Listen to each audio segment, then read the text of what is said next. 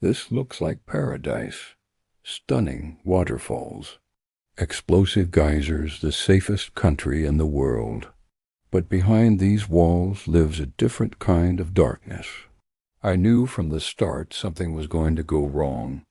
The dogs, they were searching my car. I had this instinct, you know. 3 armed robberies in one day. Then I shot a man in the chest.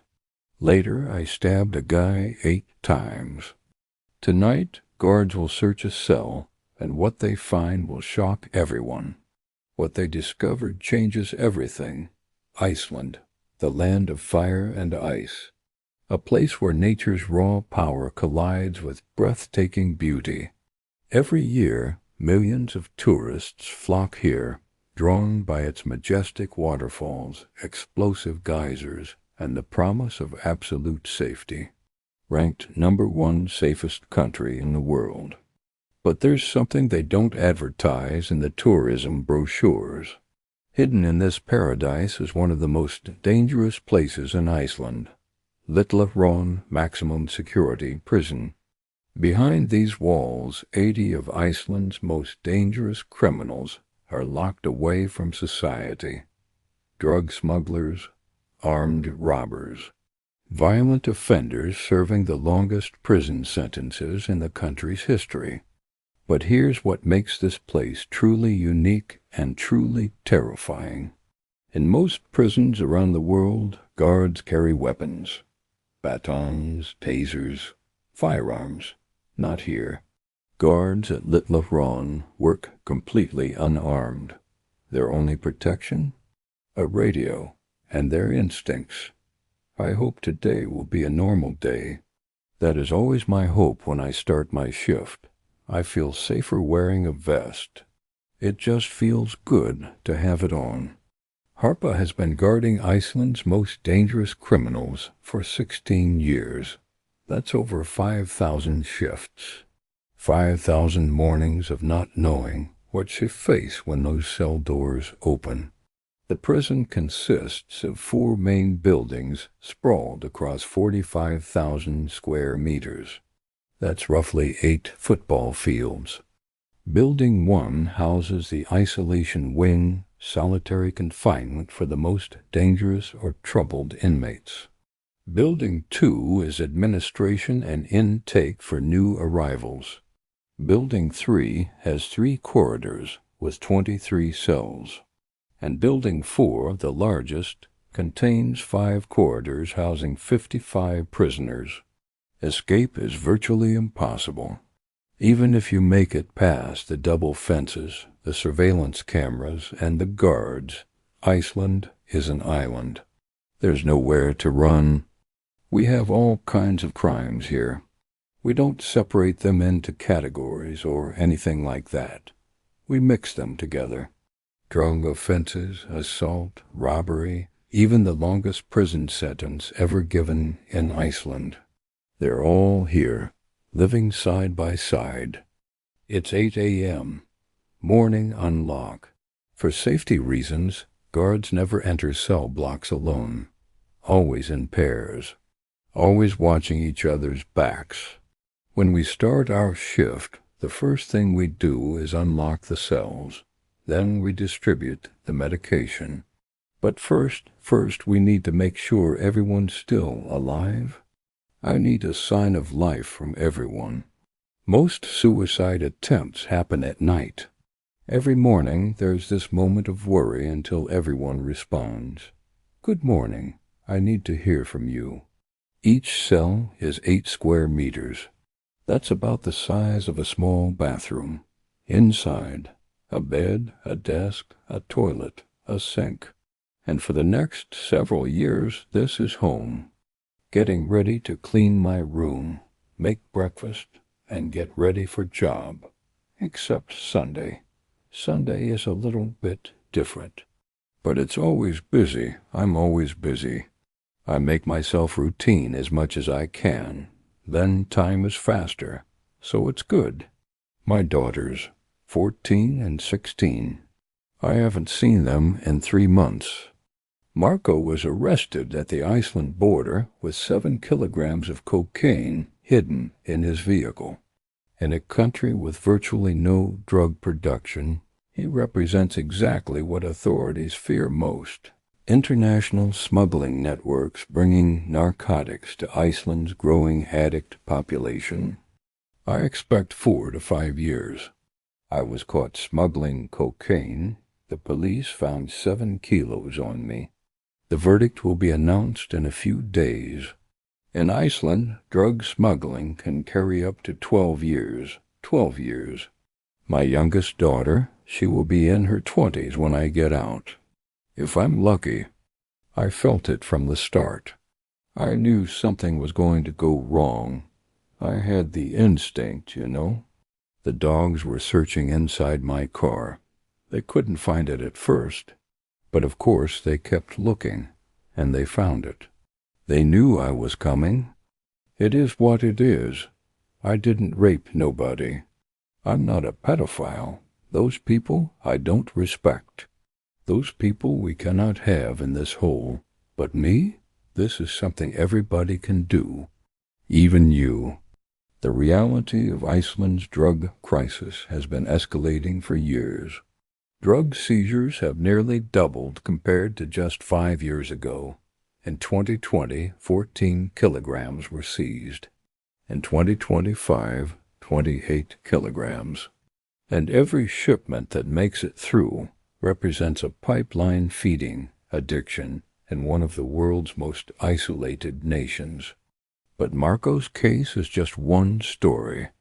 Litla-Hraun holds another inmate whose crimes are far more disturbing, someone the guards watch more carefully than anyone else. First, when I was 18, I got 2 years for 20 cases, 3 armed robberies in one day. I think it's like a record, 3 in one day. Yeah, I got 2 years. Then I went to prison, was almost 2 years. I went out for 2 weeks, shot a man in the chest, got 8 years. Then I was over here, just outside later, I stabbed a guy 8 times. Ingo is serving 18 years, the longest active sentence in Iceland. He represents everything that terrifies the guards.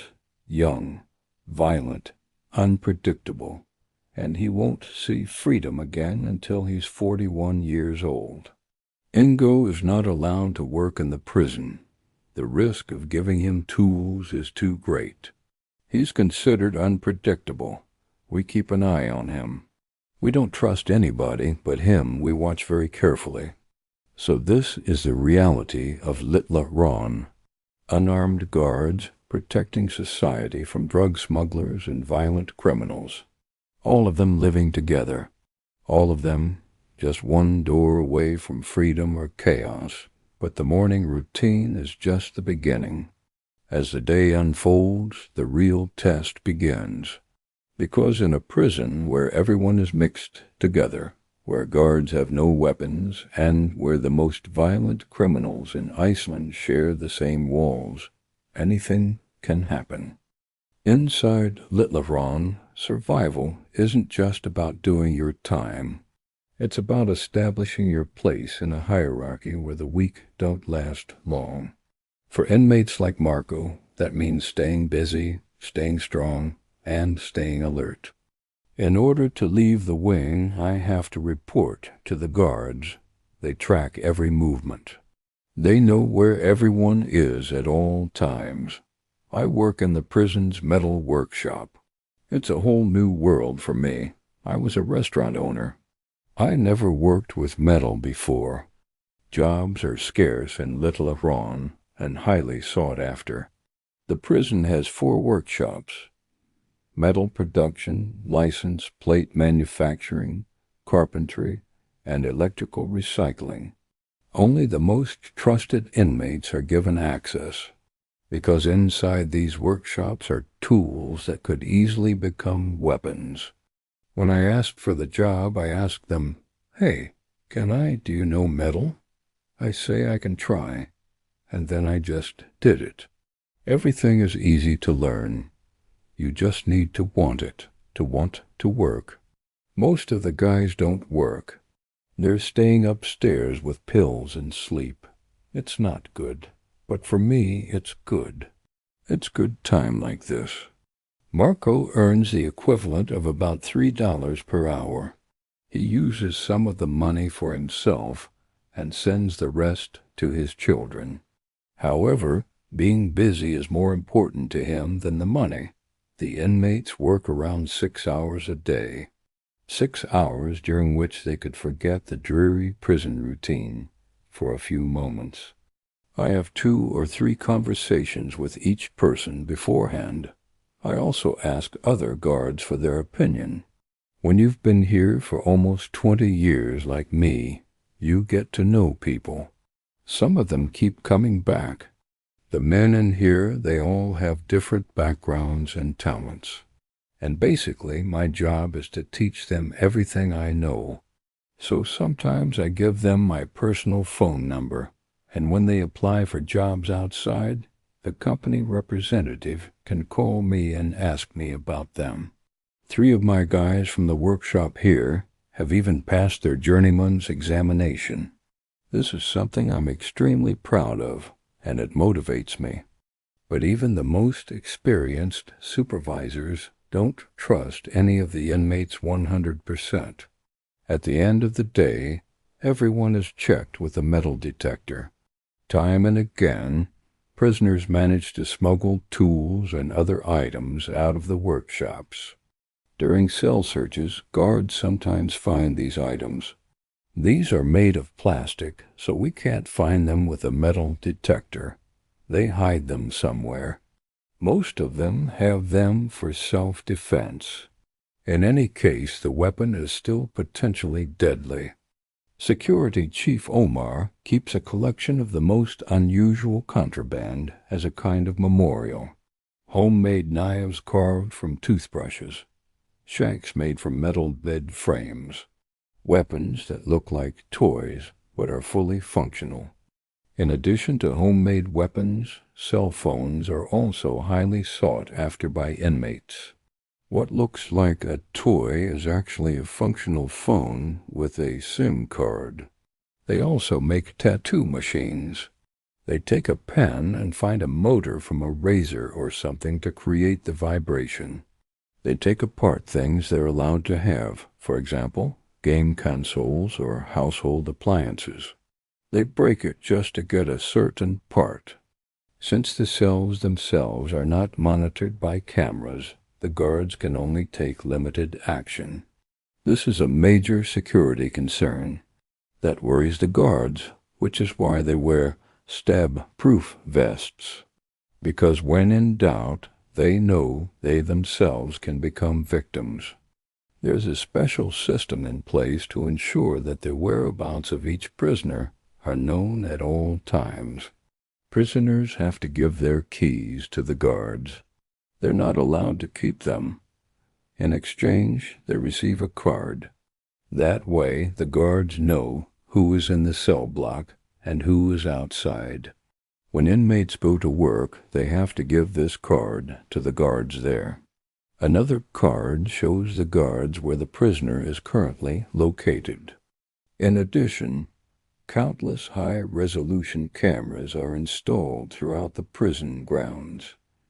No corner remains unobserved. The only place prisoners are not filmed is in their cells. At least one guard is always sitting in front of the surveillance monitors, watching everything very closely. After 16 years working here, you notice immediately when something is up. We keep an eye on that person. We don't trust anybody. That's why we never take our eyes off the monitors, not even for a second. Those who haven't landed one of the coveted jobs spend most of their day in the cell block, like 23-year-old Ingo. He is the prisoner currently serving the longest sentence here and is considered unpredictable. His only activities are watching television and listening to music. I write lyrics here. All those papers over there, the books, I write lyrics. Making music is a way for me to express my feelings. In countless song lyrics, I process my anger and frustration about life in prison. I call my family almost every day. Yeah, mother and father. I could call my sister more. She complains I don't call enough, you know. It will be another 10 years before I'm reunited with my family. That is, assuming I don't commit any misdeeds while in prison. It's late morning at the high-security prison. Everything is quiet at the moment, but that could change at any time. Guards check that everything is in order in Building 1. This is where the isolation wing is located. We bring them here when they can't stay in the corridor due to problems or when there has been a fight. We can keep them for 24 hours or longer with a court order, a toilet, a sink, a bed, and a table. That's all there is here. The most extreme cases end up in cells where there is absolutely nothing that prisoners can use to injure themselves or cause a disturbance. A surveillance camera hangs from the ceiling. The windows are made of special shatterproof plexiglass. They can't flush the toilet themselves either. Only guards can do that. There are often prisoners here with mental health issues, and some try to flood the cell by clogging the toilet. That's why, as a preventative measure, it's done this way. Anyone who ends up in this cell is a danger to themselves and to everyone else. At the moment, the cells are empty, but that will soon change. For now, however, everything is running smoothly in the workshops. In the carpentry workshop, prisoners make cutting boards and other household items. The prison sells these items online, using the proceeds to finance materials and machinery. At work, prisoners have access to all kinds of tools, each of which is potentially a lethal weapon. For the inmates, work provides structure, skills, and a chance at redemption. For the guards, it's a calculated risk they take every single day. Because in a place where trust is scarce and danger is constant, the line between rehabilitation and catastrophe is razor thin. The 45,000 square meter prison grounds are surrounded by 2 4-meter-high fences. The guards check the fences once a day, looking for anything that might have been thrown over from the outside, or attempted escapes from the inside. So now we're going to walk around the territory just to make sure no one has thrown anything over the fences. And this is also just a security check for all the fences to see if maybe someone has cut the fence or something. Personally, guards haven't found anything too unusual lately. But other prison guards have found things like a football that contains a phone. Someone just cut open a football and put a phone inside, and then taped around it and threw it over. Not all items make it over both fences. That's exactly what the guards are looking for during their patrols. Sometimes they discover something suspicious. Drugs could be wrapped in an inconspicuous piece of paper. Other times it's just trash. After half an hour of searching the perimeter, today's patrol finds nothing significant. Apart from some litter, everything appears secure. It is now afternoon. For the prisoners, that means yard time. Guards supervise the prison sports grounds carefully. The big challenge. Prisoners from different corridors are about to meet. Guards also continue checking that nothing has made it over the fences. Well, for example, they take bottle caps, stick cannabis or pills inside them, add a coin to make the whole thing heavier, stick it all together, and then they toss them over. After 20 years working here, you learn most of the tricks. From the guardhouse, supervisors can see the entire sports field. A colleague takes a position opposite, providing complete visual coverage of the area. Guards watch what inmates do, who's with whom, who's talking to whom. If something seems suspicious, one guard lets another know to keep an eye on them. And if something happens, they call for help via radio. Otherwise, they just observe. There have been times when guards have had to separate fighting parties during arguments. Today, however, it does not appear that this will be necessary. Meanwhile, inmate Marco is on his way to the prison gym. Inmates can choose whether to go to the sports grounds or to the gym. I train every day. I've learned quickly in prison. The law of the strongest applies. It's not a perfect gym, but it's good. It's good because later you relax in your head. It would be better if we had equipment for boxing, for example. We only have a slippery floor, so you cannot do much, but it's okay. It's okay. Little by little, the weight room is slowly filling up. In the mornings, you'll see a lot of guys. Spanish, Polish, all different nationalities. The men now have just over an hour to let off steam and demonstrate their strength to the others. For Marco, staying physically strong is about more than just health. It's about survival. You see some of these guys, they're dangerous. You have to show respect, but also show you're not weak. That's how it works in here. You understand the hierarchy or you become a target. While some inmates use the afternoon for physical training, others receive support of a different kind. Former inmates visit the prison regularly. They work for an organization where former criminals support and advise current inmates. We hear about all the worries in the world here. We just try to be there and listen and, of course, help solve problems, whether they are emotional problems or bureaucratic ones. One visitor is helping inmate Hocker, who has been serving an almost 2-year sentence for drug trafficking. The idea for the support organization came during the founder's own time in prison.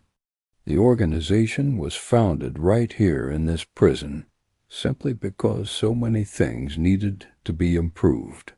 We are a few decades behind in terms of the prison system in Iceland. There are just so many people here in prisons who need help. Thanks to their own prison experience, former inmates quickly build trust with current prisoners. The founder himself spent more than 15 years behind bars. I've been going to prisons for my organization for so many years now that it doesn't bother me anymore. But in the beginning, shortly after I was released, it was very difficult to be here. Prisoner Hocker is a well-known rapper in Iceland. The former inmates are helping him continue making music even while incarcerated. I always have a pen and paper with me here. I'm constantly writing something down, but I don't think I really write a new song until I'm back outside. Maybe it would also be a possibility to teach others as a kind of job in here. They spend almost 2 hours listening to concerns and wishes, discussing possible solutions. Then, for the visitors, the prison gates open again, and they return to freedom. It feels good to be able to leave. For many years, this was not possible. As the afternoon wears on, the reality of prison life becomes even more apparent. This is a place where every day is a test, where maintaining your dignity, your sanity, and your safety requires constant vigilance. The workshops provide purpose. The gym provides an outlet. But beneath it all runs a current of tension that never fully disappears. Because in Litla-Hraun, you're never truly at ease. You're never truly safe. You're always in survival mode. And as the sun begins to set over the Icelandic horizon, the most dangerous part of the day is about to begin. 3:30 p.m. It will soon be dark over the high-security prison. Guards work in a 3-shift system, and the evening shift is beginning. The prisoners are more restless in the evening. During the day they have a program, But in the evening that's over, and they have nothing to do. You could say that the most surprising things happen during the evening shifts. Guards are on duty today in House 4, the prison's largest cell block. During the handover, they learn that a prisoner was caught with drugs and is now in solitary confinement. They took this from the prisoner today. He was smoking drugs with it, and they found a modified fork. Later, after lockdown, guards will search the prisoner's cell. The searches always take place late in the evening when everyone is locked in their cells for security reasons. For now, everyday life in prison continues as normal. At 5 p.m., inmate Marco is allowed to leave the cell corridor for the last time that day. He's heading to the prison supermarket, the only place where inmates can obtain food. We are going to the shop. I need some groceries for the food today. Hello, boss. Boss, we need onion, 2 onions, 2 cooking creams, if you have. Prices in the prison supermarket are similar to those outside. Prisoners have the equivalent of $14 per day at their disposal. That may sound like a lot at first, but Iceland is one of the most expensive countries in the world. Even a simple yogurt costs $3 to $4. Back in the cell block, Marco starts cooking. The knives in the kitchen are chained up for security. Moussaka. Moussaka is Greek and also Balkan food. It's made from potatoes, mixed meat, broccoli. When I cook something, I don't look at a cookbook. Sometimes I watch YouTube. I'm not a professional cook, you know, but I taste a little with this, a little with that. These things relax me, keep my head from thinking of stupid things, and it's good. It's good. Since he arrived, Marco often cooks for everyone in the corridor. This saves money when the prisoners pool their funds for food. This is my friend. He will help me a little bit. You can cut this one into little pieces, or you can cut the onion. So I will cut the potatoes. You cut onion into small pieces. Very small pieces. I love this guy. He's crazy, totally, but I love him. His friend Maciek comes from Poland. Their Eastern European origins connect them, and friends and allies are hard to find in prison.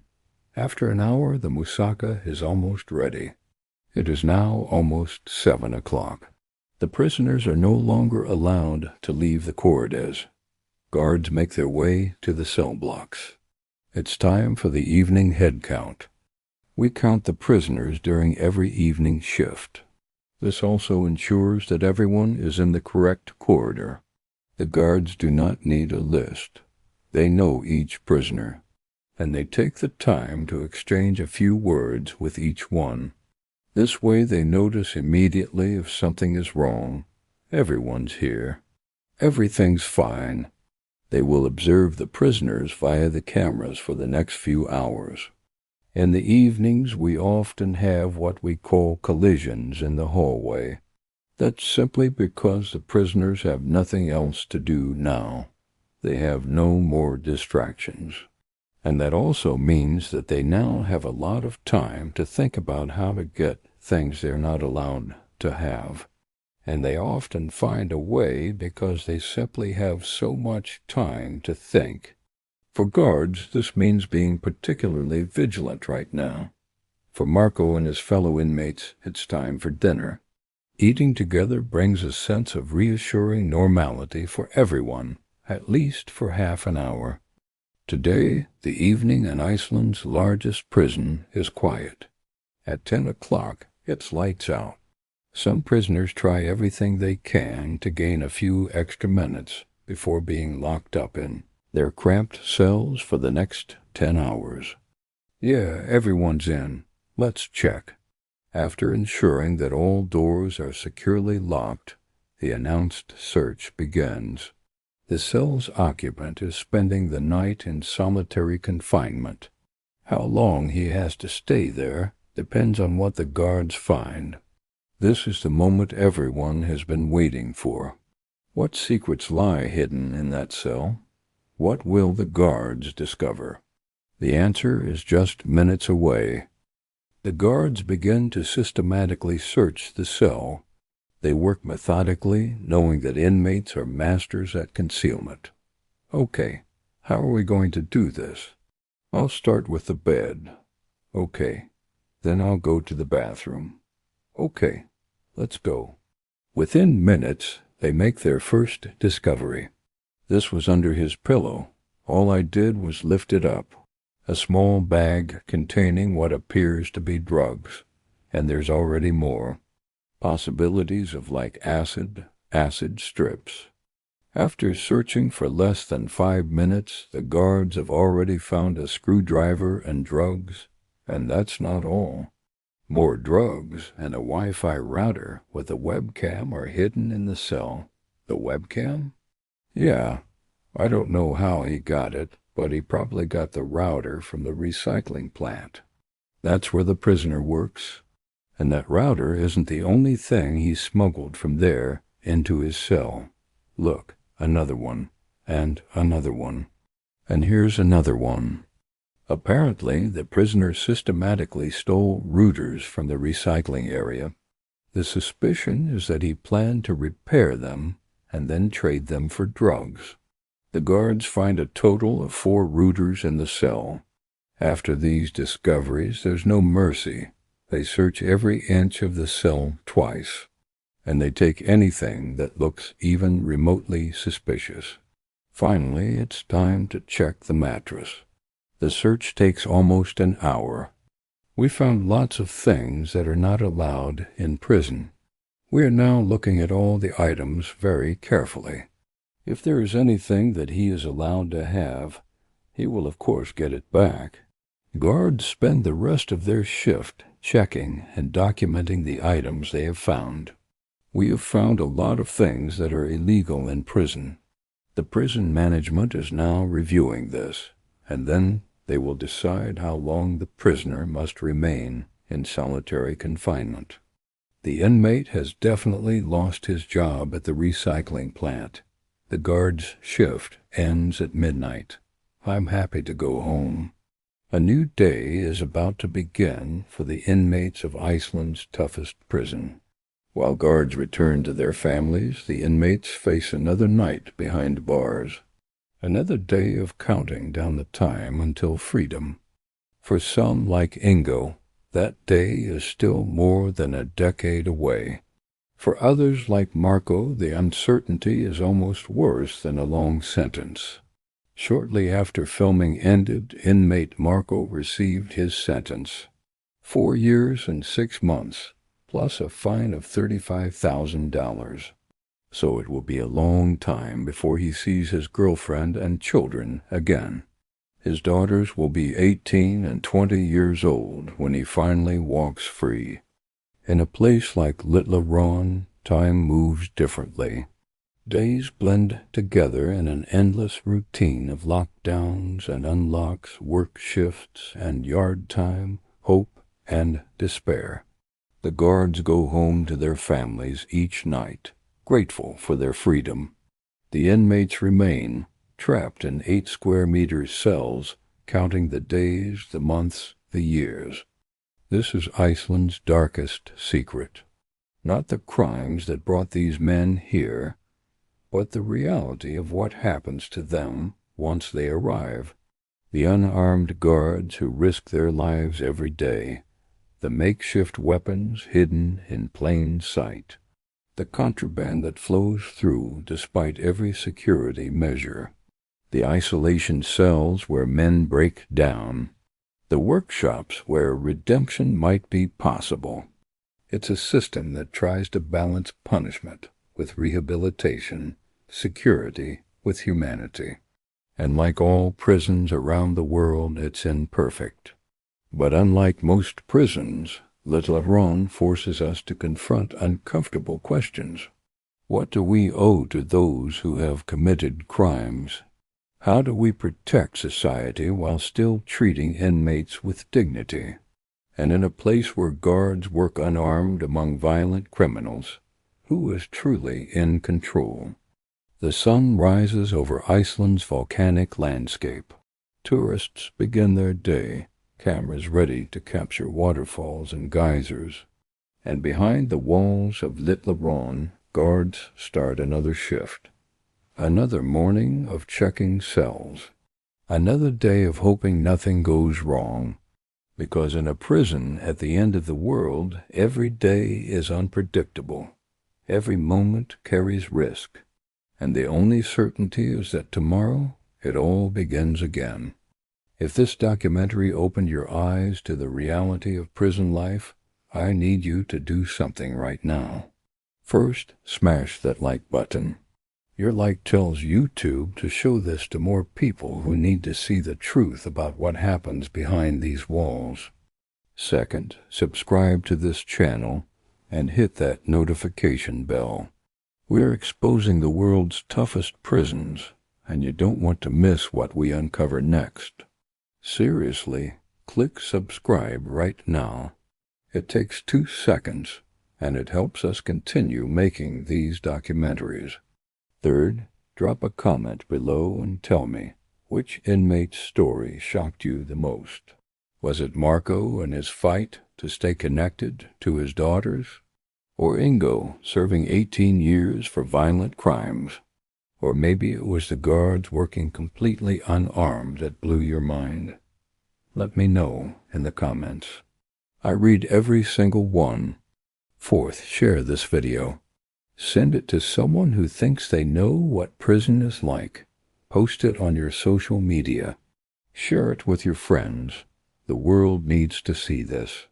The more people who watch, the more awareness we create about prison systems around the globe. And if you want to see more extreme prison documentaries, check out the video on your screen right now. We're going inside even more dangerous facilities. Trust me, you won't believe what we found. Before you go, let me ask you this. Could you survive in a place like Litla-Hraun? 8 square meters. No privacy. Surrounded by criminals. Guards with no weapons to protect you. Really think about it. Because for 80 men in Iceland, this isn't a hypothetical question. This is their life. Every single day. So here's what I want you to do right now. If you haven't already, like this video. Subscribe to the channel. Turn on notifications. Comment below with your thoughts. And share this documentary with at least one person who needs to see it. We're on a mission to show you the real stories from inside the world's most extreme prisons. Stories the mainstream media won't tell you. And we can't do it without your support. Remember, every like, every comment, every share helps us reach millions more people. It helps us expose the truth. It helps us create change. And it helps us bring you more incredible documentaries like this one. Thanks for watching Iceland's Darkest Secret. Inside the prison at the end of the world. This is just the beginning. We have so much more to show you. Make sure you're subscribed so you don't miss a single episode. Hit that like button one more time if you haven't already. Drop your comment. Share this video. And I'll see you in the next documentary where we go even deeper into the world's most dangerous prisons. Until then, stay curious. Stay informed. And remember, the truth is always more shocking than fiction. See you next time.